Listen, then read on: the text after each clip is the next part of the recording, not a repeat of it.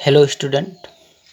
नए टॉपिक में आज बात करते हैं प्रतिशत संगठन की परसेंटेज कंपोजिशन। प्रतिशत का मतलब होता है प्रत्येक 100 पर, और संगठन का मतलब होता है किसी तत्व का शामिल होना, उपस्थित होना। इसका मतलब किसी भी यौगिक में कोई भी तत्व उसके 100% में कितना है, यानी कि 100%, यानी कि कुल भार में का अगर हम 100 में निकालें तो उसमें उसका भार कितना है, उसे हम कहते हैं प्रतिशत संगठन। अब इसको समझते हैं। कह सकते हैं कि कुल यौगिक का जो द्रव्यमान होगा, कुल यौगिक का जो भार होगा, यानी कि यौगिक का अणुभार जो होता है, भार, और उसमें उस परमाणु का जिसका हमें प्रतिशत संगठन निकालना होता है उसका भार कितना है, उसका अनुपात और गुणे 100 प्रतिशत संगठन कहलाएगा। अब उदाहरण के साथ देख लेते हैं। उदाहरण के रूप में NaOH देख लेते हैं। NaOH में Na का परमाणु भार होता है 23, O का होता है 16 और इसका होता है 1। तो हम अगर बात करते हैं टोटल यौगिक का, और सूत्र जो है NaOH है, तो इसका अणुभार कितना होगा, तो 23 + 16 + 1 =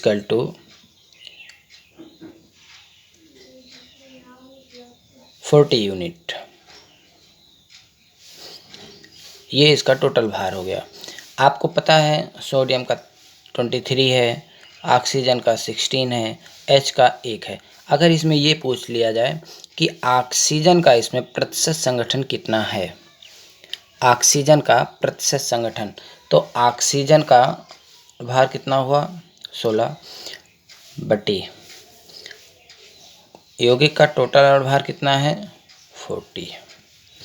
अब ये तो अनुपात हो गया। इसको अगर हम 100 से मल्टीप्लाई कर दें, यानी कि 100 में निकालना है, तो 100 में जो वैल्यू आएगी 0 से 0, 4 4 × 4 4 4 × 16, ये हो गया 40%। समझ में आ रहा है? देख लेते हैं। 0 से 0 कट गया, 4 × 4 4 × 4 16, 4 × 40 प्रतिशत। कितना आया 40%। अब हम कह सकते हैं कि इस यौगिक में ऑक्सीजन का प्रतिशत संगठन कितना है 40% है। इसी प्रकार से अगर हम हाइड्रोजन का निकालते हैं तो 1/40 × 100, इससे ये कट गया, 4 × 4 4 दूना 8, 4 पंचे बराबर 2.5%। इसी प्रकार का अगर सोडियम का निकालते हैं तो 23 / 40 मल्टीप्लाई बाई 100, 0 से 0, इसको काट देते हैं, 4 1 × 4, 4 5 × 4 7 × 4 5 =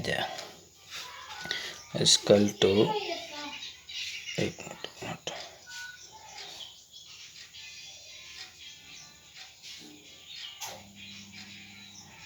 0 से 0 कट गया, 4 1 × 5, यहाँ पे नहीं, यहाँ पे आएगा, सॉरी, ये हो गया। इसका मतलब अगर 10 से मल्टीप्लाई करेंगे तो हो जाएगा 57.5%।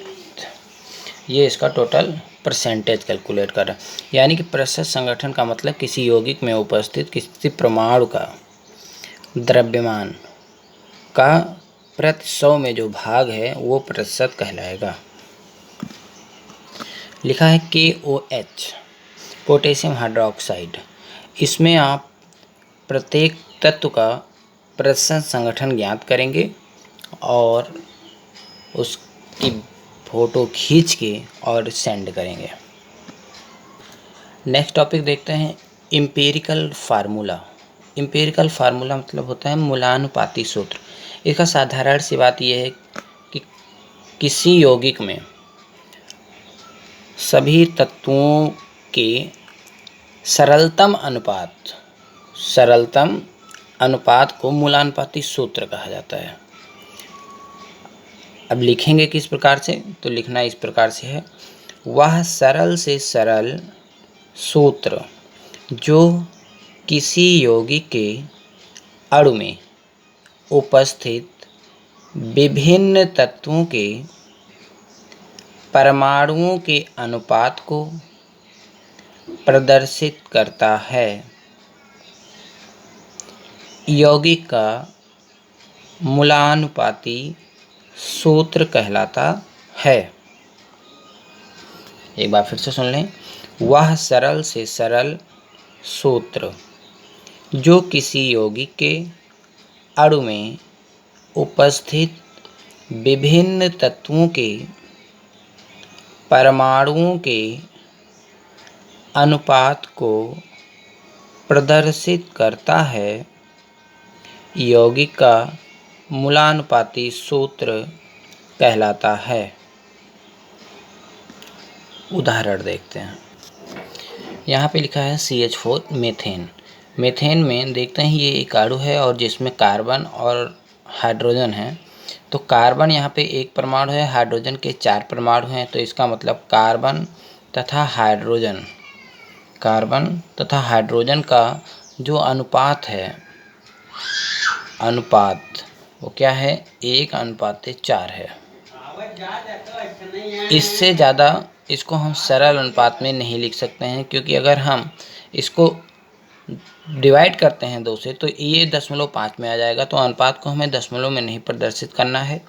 यहाँ पे 1 अनुपात तो सरल होना ही चाहिए, तो 1:4 इसका सही अनुपात है। तो इस प्रकार से इसका मूलानुपाती सूत्र क्या होगा, C के लिए 1 लिखेंगे तो C1H4। तो ये 1 से कोई मतलब नहीं, इसलिए हम सीधा लिख सकते हैं CH4।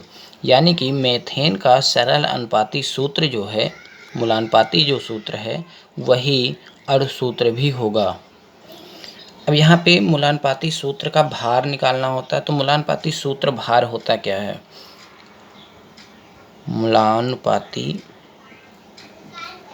सूत्र भार, ये इसका मूलानुपाती, जैसे यौगिक का अणु सूत्र होता है तो उसमें हम निकाल लेते हैं प्रत्येक परमाणु का भार और जोड़ देते हैं। इसी प्रकार से मूलानुपाती सूत्र में जो भी तत्व आ रहे हैं और जितने परमाणु होंगे, किसी भी तत्व के जितने परमाणु होंगे उनके भार को नोट करके हमें जोड़ लेना है। तो कार्बन के लिए 12 प्लस हाइड्रोजन के लिए 1×4, ये हो गया 12 प्लस 4 के 4 बराबर 16 यूनिट।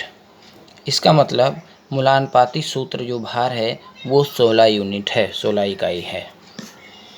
अगली वीडियो में आपको बताया जाएगा मूलानुपाती सूत्र की गणना के लिए आवश्यक तथ्य एवं मूलानुपाती सूत्र ज्ञात कैसे करते हैं।